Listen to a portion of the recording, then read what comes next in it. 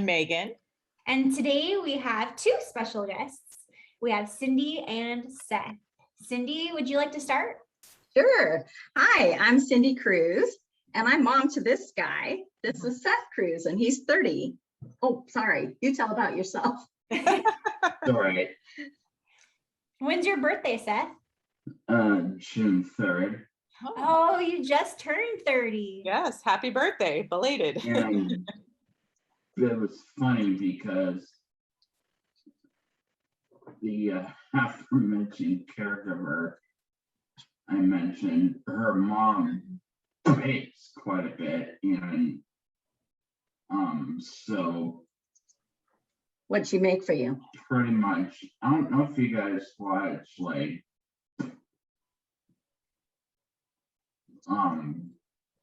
South Goldman baking shows or whatever, but she baked me kind of a hamburger cake.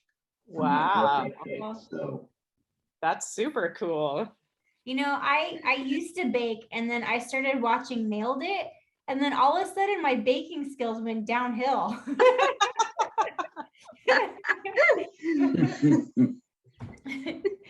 Well, why don't you guys go ahead and tell us a little about your journey, how it started?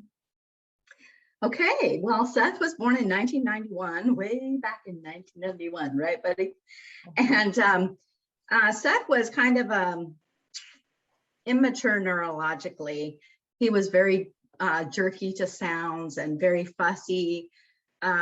still am. Well, that's true. And he also had really bad colic. So those things didn't tell us anything in particular. And then as time passed, he had some speech issues, delays, motor delays. And then when he was 3.5, he had his first seizure. So he also had really terrible asthma. We kept saying, are any of these things related? Oh, no, he's fine. He's just on the late end of normal. There's nothing to worry about. There's no connection. We kept asking about that. And then he had the first seizure. And then when he was about 7 years old, he started having trouble getting up off the floor. And I went into the neurologist's appointment, and the neurologist's face dropped. And I thought, oh, bummer. We all know that feeling when the doctor looks like that. And he said, mind you, this was back in about 1998. And he said, you know, there's this new disorder that's being diagnosed. And I don't think Seth has it, but I've had like 6 patients this year that I've had tested come back positive. And because I was asking, do you think it's muscular dystrophy? Because of course I had searched what happens when you lose muscles, right? So I had asked about muscular dystrophy, and he said, well, let's check for both. So they did blood work, and they also set up the first of his 2, in the end, muscle biopsies. But that muscle biopsy occurred, and then we waited for 9 months for results. 9 months later, we get the call saying that, in fact, he had shown to be deficient in complex 3. And that there weren't very many cases of it. Well, there weren't very many cases of any mitochondrial disease known about at the time. And so that is when our education about mitochondrial disease started. I can't imagine how, I mean, that's just so crazy, going from having the few signs that you saw when he was a baby to being 3.5 and then showing some more signs, and then not really getting a diagnosis until he was almost 8. Right. Right around 8. Right. Things have changed vastly, but I still feel for all the families who don't get to a doctor, who even know to think about it. Exactly. And so I think there are still many people who go through this, doctors not connecting the dots, not knowing that if there's multiple systems involved to think mitochondrial disease. And so as parents, when we kept saying, is this a concern that there's something that's connecting all of these problems? And to just be told, no, no, no. Even when I asked for speech therapy for him at 3, they were like, no, he's not really that far behind. It's going to come around. So we didn't really start getting services until he went to developmental kindergarten. And again, then he started losing the muscle strength at about 7. So that's kind of his early history. We had another son who was born 5 years after Seth, and also had speech delays, also had motor delays perhaps. And then when he started having seizures at 3 years old, I knew that also he had the mitochondrial disease. Now, fast forward, the 2 cases are extremely different. Seth is greatly impacted every day.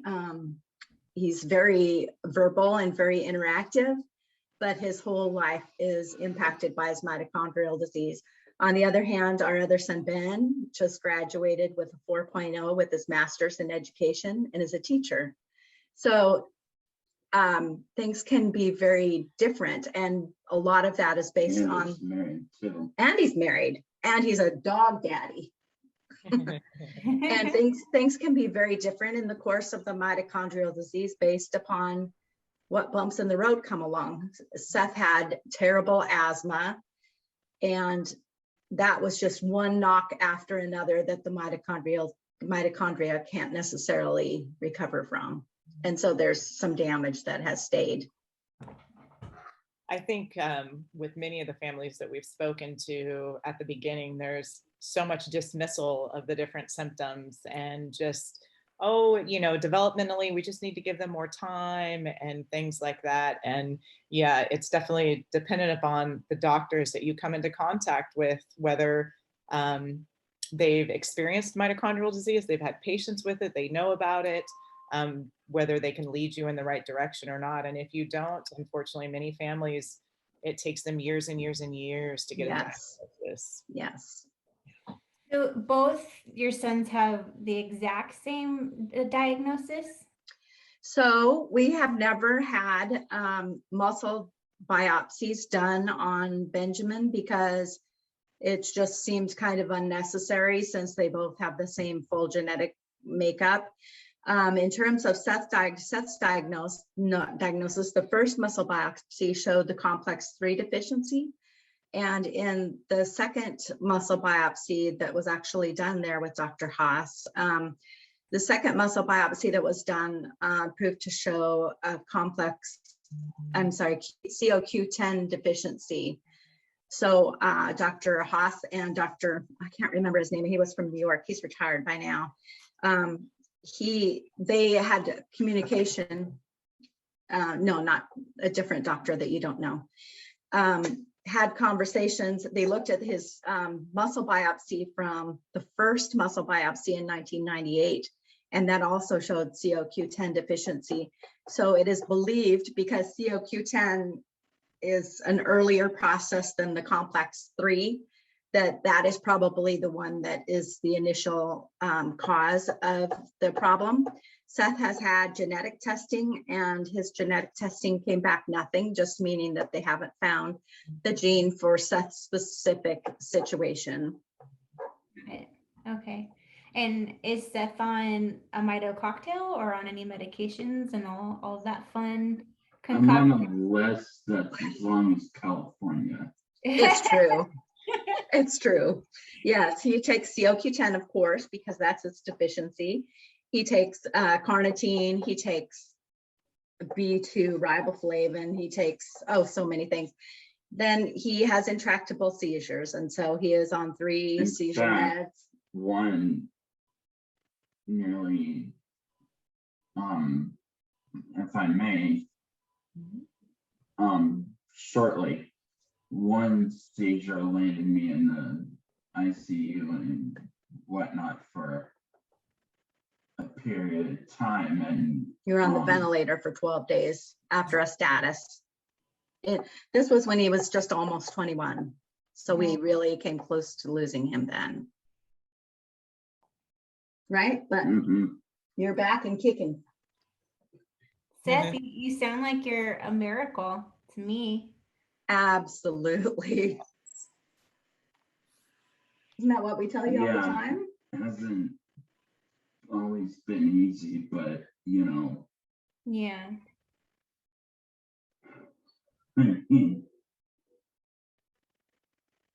Seth, can I ask you a question? sure. What is your day-to-day life like? I would say I definitely want to be more active, more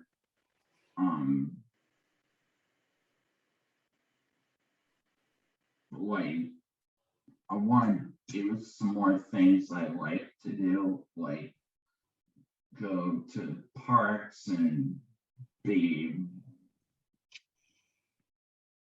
probably in, you know, be able to work out, you know. Tell them what happened last year, and then why are we limiting your activities now? If you could tell them those two things.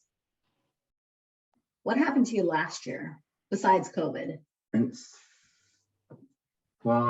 funny because last year I ended up spending a long period of time, like a year actually, 10 months. In recovery from broken leg. Oh no. The Basically same way, bedridden for 10 months. Oh, you know, and Were you know, trying to run hurdles? no, I was trying to first You kind broke of it twice. Same leg. get away from my dogs Crazy in our dogs. yard the first time, and then walk romantically, go on a romantic walk with my girlfriend at the time. Still. Yeah, and well, we were newer then. Yes. And we were on a sidewalk, and you know, so the Oh, dog clipped me. So Both times involved a dog. Oh, wow. I'm so sorry. So that's why he was very inactive last year. So now that he's able to walk around on his leg, he wants to do more. But then we have another issue. What's the trigger that's happening with you for your seizures lately? well, it's not just lately, it's been sort of even before COVID, like during my special needs music program, Voices of the Village, at least 2 big seizures happened when I was standing up and trying to walk during the event. Ended up on my face flat, you know, and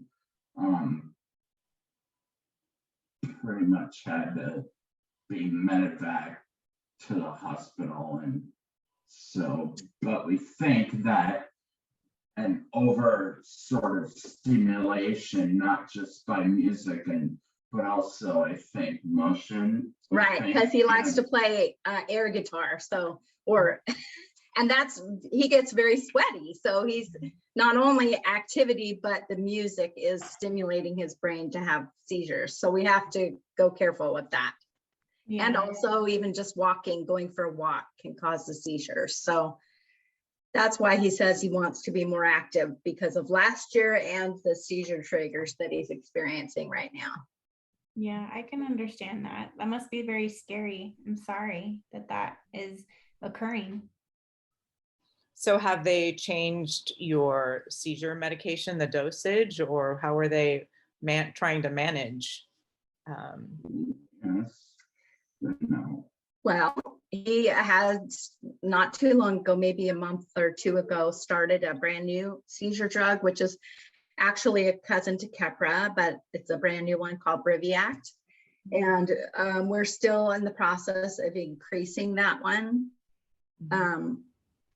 It's a little worrisome because we're at the end of the line with the drugs, and we are now currently on 3, and we still don't have control. So that's a challenge. But we're still having hope that we're going to get some control with this blend of drugs. Right. Yeah, I hope so. I know my son he's 13. He's growing like a weed.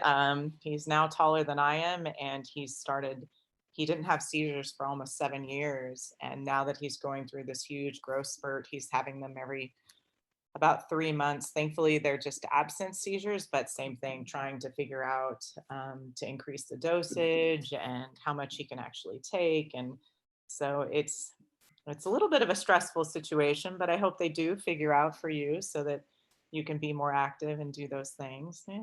Does he have what I call buzzes or small seizures? He has had, which forgive me because I will not remember the names, but he has had grand mal seizures when he was younger. He had a couple of those. What scare me the most. Yeah, and they were very scary. And the two that he did have, one he stopped breathing, and it was extremely scary. Thankfully, all that we've seen in the last probably 9 years are just absent seizures where he just stares out and is super focused and does not respond to anything, and it doesn't last very long. So I'm thankful they're those small seizures, but they're all still scary no matter what. Yes. Yeah, and Seth has these smaller seizures, which he calls buzzes, because that's the feeling he experiences. And sometimes those are precursors to the big grand mals. And when he has a grand mal, his brain is not responding properly to start breathing again. And so, yeah, that's a challenging situation. Or even talking, And yeah. I recommend that he has what I have, which are like a life alert button or the little watch. You don't know thing, about these? 'Cause that could help him out. Yeah, and Troy is nonverbal and he can't walk on his own, so he is attached to my hip 24/7. So she is his alert. That's kind of what I tell you. Pretty much. When we don't have the technology. But he does have a medical. Yeah, he does have a medical bracelet, and definitely if he were ever by himself or somewhere, if that point arose, which I hope someday it does, he's able to do that and be independent. That's an excellent idea. I do want to tell folks who are watching that do have children who are sometimes away from their presence, that what Seth was showing you on his wrist is called an Embrace. This is the Embrace 2. And this is a seizure monitor. I don't know if you've heard or know about them, but this is what it does is it sends a text to me and whoever else is activated as his caregiver if and when he has a grand mal. It does not count the small ones because it relies on things like temperature, things like heart rate, things like a movement. Sometimes it'll go off as a false alarm, for example, if we're going down our gravel driveway. But that is really a life-saving piece of equipment that can help if you, for example, it's even helped us when he's just in his bedroom and we can't see him and then he's having a seizure and we don't know. So that's really something for people to look at, and that's called an Embrace. Embrace. Okay, we'll have to definitely. Can you show? Seth, hold it up. So you can see the little red kind of X, and the reason there's red X is because his phone is down on his desk, so it's not connected. So that's telling you. But if he was having a grand mal, it would start spinning and then it starts sending texts and phone calls. Oh, wow. That's amazing. And it gives the GPS location. That's amazing. So if you didn't know exactly where your child was, you would be able to locate, or adult. It's helpful for adults who live alone, which Seth did for a while with a caregiver. And it was helpful in that situation. He's gotten to the point where he can't live away from us because of the type of seizures he's having. But it's a great piece of equipment, and I don't think enough people in the epilepsy and mitochondrial world know about it. We'll have to put that information on with this episode so that people can look that up. Yeah, and I wanted to say for the people that are listening rather than watching, what we were just looking at, it kind of looks like an Apple Watch. Mhm. You know, and if you're an Android user, it actually looks, I think, more like my watch. It's an Android, but it has when you do all your steps for the day and you get those fancy little circles that swirl around on your watch, that's kind of what it looked like. It had Right. big red dots on it, and it showed you the shape, and it looks very fashionable, Seth. Yeah. It does. well, Most people just I think it's a should have Fitbit. Uh-huh. Yeah, I should have that too. Yeah, so I think that was what was also good about it, is that it blends in, so it doesn't, if someone, even if someone Plus doesn't have, my what was that? necklace could tell you when I'm lost. So You know. Seth also has this, which is a safety alert monitor that he wears around his neck. And this is a life alert button. If he presses this because he's having a buzz, then the safety alert people will call us. It's like a cell phone, so it reaches to their central location, and they call and say, Seth, are you doing okay? It will come right over the speaker. And if he doesn't respond, they will call me. And that happened before as well, when he was in his bedroom and I didn't know he was seizing. Oh, wow. So we use this technology to try to keep him safe.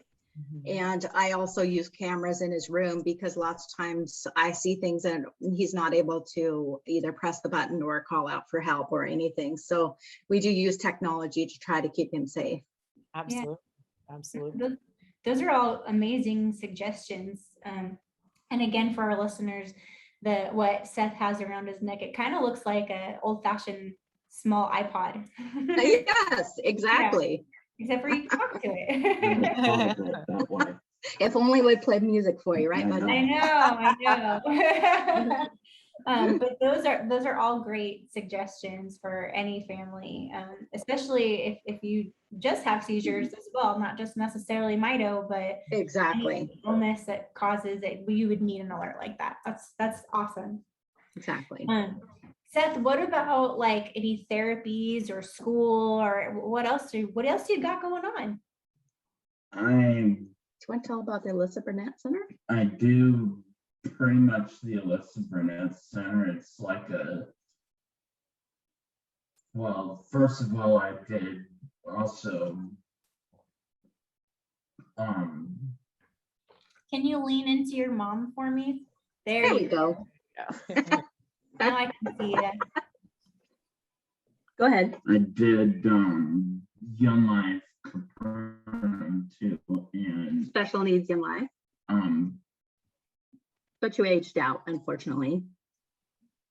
but the Alyssa Burnett's a little more of a mainstream program for people with autism and other disabilities, and It's operated by Seattle Children's Hospital. Now, your other diagnosis is autism, correct? yes. Okay. Do you have any other diagnosis other than autism and Mito and seizures, obviously? Depression, anxiety. Keep going, buddy. You're doing good. More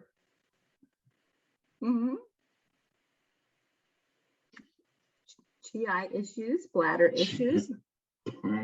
do we have to put these on? It's okay. We talk about Yeah, everything. we talk about them all the time.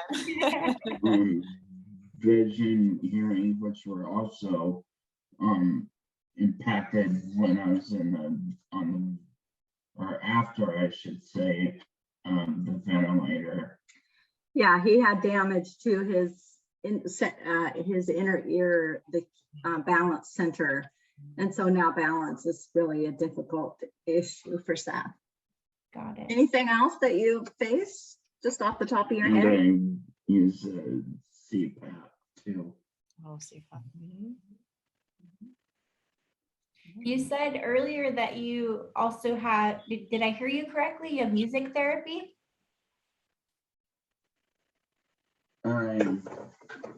It wasn't a therapy, it was more of a, it's more like a actual, I have had music therapy, but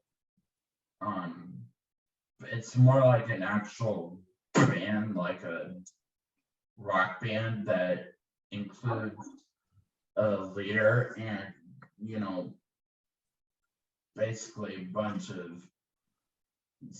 more open, I guess, To than adults with disabilities. Mhm. and they absolutely love it. I mean, they do, well, they used to do small gigs, but they changed now. And So now they have some performance or they do it outdoors so that everyone is safe. And they have a music leader who comes and kind of runs the show. They bring professional equipment and they play songs, and all of the special need people either dance or sing or play an instrument right along. And it's the greatest time. Seth loves it. Cool. That sounds like Is So there, that's called Voices of the Village, and it's in Arlington in Washington State. wow. Is there an instrument that is your favorite? I do play guitar, but it's been in quarantine for way too long. you guys are in Virginia or Washington State. in Washington State. Oh, okay. Yeah. Okay. I know you'd mentioned that you had testing done with Dr. Haas, so I started to get confused on where you No, guys we are. just went for a visit when we went through their testing protocol when he was, gosh, it was probably when he was 9 or 10 years old, something like that. Okay. And do you have an actual Mito doctor in your area or no? So our great doctor, Mito doctor, was Dr. Senato. He is still at Seattle Children's and he is fabulous. Seth has aged out of Seattle Children's and he sees a geneticist at the University of Washington, but it's not really the same kind of like he doesn't oversee as much. We check in with him once a year. But Dr. Senato is a different kind of a doctor where he really kind of helped oversee all of the aspects, what specialists you need to see, and you could email him with questions, you know, so it's just a different kind of situation. And so many people all across the country face this when they, if they can get a diagnosis as a child, then if they age out of their system, it's really a challenge to get medical care. I didn't know you could, with a diagnosis like this, I didn't know you could age out. I thought that there were certain diagnoses that if you have them, they're required to keep you because there's no other alternative. So I had this conversation with the CEO of Seattle Children's a couple of years ago at Mitochondrial Research Guild auction, which we can discuss that organization too. That's an amazing organization that works for Seattle Children's Hospital. But I was discussing this with him and he had come from a different hospital that did keep their patients even after 21. And he was moving or was thinking that at some point Seattle Children's may move to more of a model like that. And it's possible that they have, and we've already moved on and I don't know it. But I haven't heard that feedback from any of the local families. So I'm not sure what they do currently. I think all of the patients of Dr. Senato are being moved over to Dr. Chan Prasad, I think that's his name, at the University of Washington. Okay, and that might be just a total assumption on my part, because when I was in the hospital with Angie, the nurses were talking about other kids, not necessarily that had Mito, but had heart conditions. Right. And that, so the hospital, like they would still see the same people. They had someone there that was like 40. So I guess I just assumed. So it's a really good point to bring up, that every children's hospital would be different, which I'm kind of shocked because I would imagine something like this isn't something that you don't age out of it. Right. It's really a big issue and it's really a big challenge. Wow.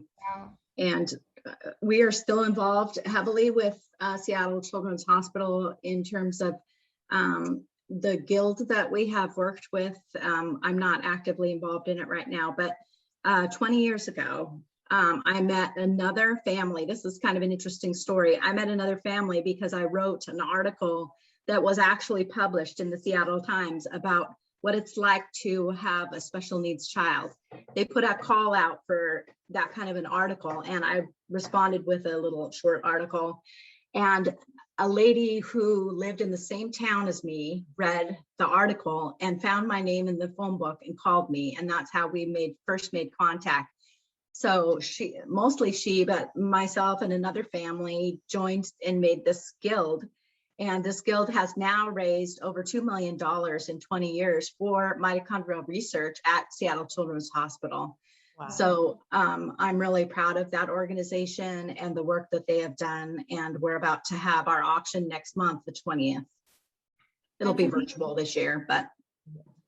That's Donuts and that are amazing. Yes. Yes. Is there a website that? Yes, there is. If you Google, if you Google Mitochondrial Research Guild, it'll pull it up because there's a hyphen in there. I'm not exactly sure where it is off the top of my head, but Mitochondrial Research Guild of Seattle Children's Hospital, and it'll pop up. It's just been a great thing for us. I think the most important thing has been knowing other people that are facing similar challenges. And every story is different. However, we all have to face the fact that you get a mitochondrial diagnosis at some point. And Seth is kind of, I think you are the oldest one in the entire group. And then there's some others in their 20s. So, and in just our group, we have lost, I would say, at least 4 or 5 children. Some of them have died as babies and some as older. But there's also people like my other son, Ben, and Jill's girls who are doing just great. And that's a testament to good medical care. And we're grateful for that. Absolutely. Well, is there anything else that you guys would like to share? Seth, do you want to say anything else? Pretty much. I mean, I've met not only Mito people, but people in Down syndrome worlds and, other people in. Some of them have become my best friends through doing Special Olympics, and so of course I'd like to do that again, but it's complicated now. Yeah. You know what, Seth? I'm pretty impressed with you. Absolutely. He's a pretty fun guy. I wish we could hang out. I know. You I both. know, that'd be awesome. Wouldn't it? Well, Megan, did you have any more questions or anything you want to add? No. I like Ashley said, you both seem so much fun. And Seth, I'm very impressed with you. And having a son with Mito, it's wonderful to see that you're thriving. And of course, there's complications and things like that come along, but you're still pushing away, and that's really good to see. So, thank you. Mm-hmm. I really hope that in the next year, things become a little bit more safe so that if you guys have any plans to go to UMDF conference or anything like that, that hopefully maybe we'll be able to meet in person one day. That would be fun. Mm-hmm. Sure. I'll play some air guitar with you. How's that? Perfect. Let's have a dance party. Yes. Yeah. Well, thank you so much for being on the podcast with us. If you're tuning in, you were just listening to Cindy and Seth Cruz. I am Ashley. And I'm And Megan. sorry, I threw that one at you. That's okay. You can find us on the mitopodcast.com. You can find us on Instagram, Facebook. You can watch this episode on YouTube. And if you have any suggestions for any episodes that you would like to listen to, please email us at mitopodcast@gmail.com. And you can also message us on any of the social medias that we mentioned prior to. So thank you for listening, and I hope you all have a great day.